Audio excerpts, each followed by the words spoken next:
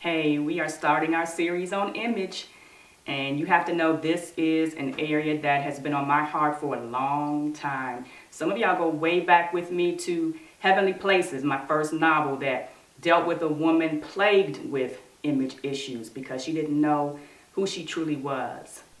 All our lives, we have been surrounded by, nurtured in, taught, fed a relentless focus on outward image. And I'm talking about a narrow, man-made, earth-bound image of beauty and success. We've been lied to. And even when we know it's a lie, it can be hard to escape. And even harder to undo the damage that's been done. Just this week on the blog, 2 women told us they were called ugly growing up and had to deal with that for years. Okay, so the creator of the universe molded and shaped you in your mother's womb, declared you fearfully and wonderfully made, and someone comes along and says, no, you're not. God got it wrong when he chose the size of your nose and lips, the texture of your hair, the color of your eyes, your bodily frame, and the shade of your skin. His handiwork wasn't skillful. It was shoddy, ugly. That's a lie. I bet you remember the lie you were told. Some comment by somebody who might not have given it a second thought, but it followed you into adulthood. This is by design. What God creates and calls very good, the enemy targets to bring down. And every one of us has had lies tailored specifically for us. But the overarching lie is the very focus on outward image. That is not what God intended. And he knows a little bit about it. He was talking about image before a single person walked this earth. Genesis 1, let us make man in our image, according to our likeness. Image is about God, about being like him. Spiritual beings, creative beings, logical beings. Mankind would showcase his handiwork, who he is. Image was in the realm of majesty and glory.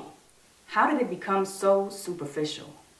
How did it become about things that don't matter and won't last? How did it become about us? It didn't take long.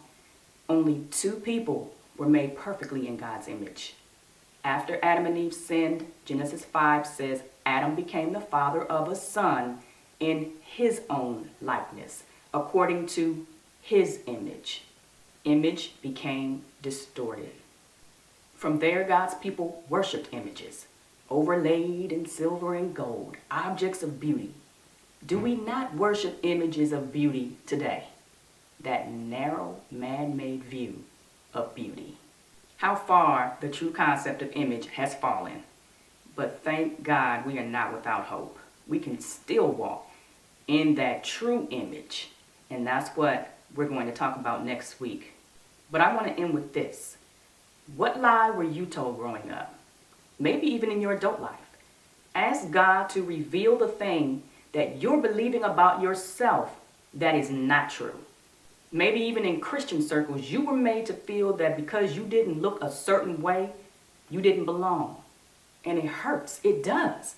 But we have got to get to the point where we refuse to let other people define us by their subjective standards.